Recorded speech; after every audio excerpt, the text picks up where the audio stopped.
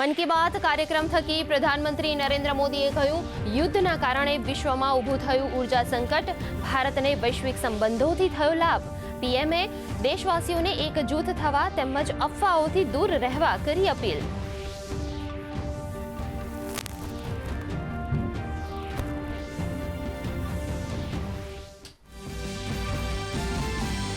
PM મોદીએ કહ્યું, આજે પીએમ સૂર્યઘર યોજના થકી અનેક પરિવારોના જીવનમાં ફેલાયો ઉજાસ. યોજના થકી સુરેન્દ્રનગરની પાયલ મુંજપરા બની આત્મનિર્ભર સોલાર ઉદ્યમી. આસપાસના જિલ્લાઓમાં સોલાર રૂફટોપ ઇન્સ્ટોલેશન કરી મહિને હજારો રૂપિયાની મેળવી રહી છે આવક.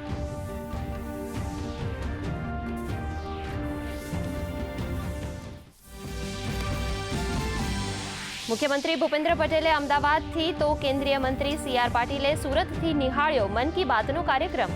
પ્રધાનમંત્રી બાદ કેન્દ્રીય મંત્રી સી.આર. પાટીલે પણ જળ સંચય કરવા માટે લોકોને કર્યો અનુરોધ.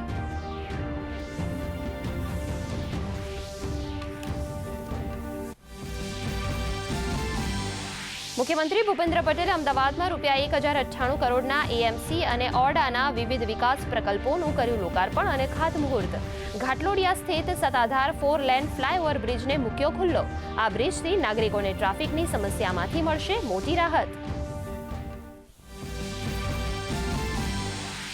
મિડલ ઇસ્ટની સ્થિતિને જોતા નાયબ મુખ્યમંત્રી હર્ષ સંઘવીએ દક્ષિણ ગુજરાતની વિવિધ ઇન્ડસ્ટ્રીઝના પ્રતિનિધિઓ સાથે બેઠક યોજી. કહ્યું, શ્રમિકોને 5 કિલોના ગેસ સિલિન્ડર પૂરતા પ્રમાણમાં મળી રહે તેવી વ્યવસ્થા. ખોટી માહિતી ફોરવર્ડ કરનારાઓ વિરુદ્ધ દાખલ થશે ગુનો.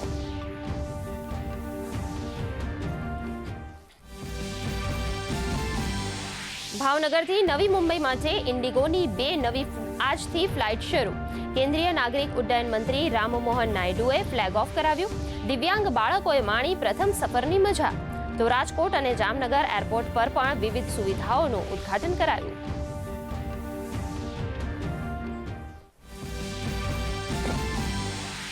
પ્રધાનમંત્રી નરેન્દ્ર મોદીએ કેરળમના પ્રવાસે ત્રિશુરમાં ભવ્ય રોડ શો કરી સભાને સંબોધન. પલક્કડમાં પીએમએ કહ્યું, એલડીએફ અને યુડીએફ વચ્ચે ફસાયું કેરળમ. ભ્રષ્ટાચારી પાર્ટીઓને બીજેપીથી લાગે છે ડર.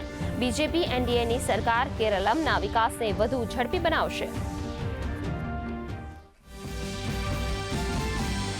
આસામ વિધાનસભા ચૂંટણી પર પ્રચાર અભિયાન પૂરજોશમાં. કેન્દ્રીય ગૃહમંત્રી અમિત શાહે સોનિતપુર અને નલબાડીમાં જનસભાને સંબોધી. આસામના લોકોને ઘૂસણખોરો વિરુદ્ધ મત આપવા કરી અપીલ. કહ્યું, આસામના વિકાસ માટે બીજેપીને જીતાડવી જરૂરી.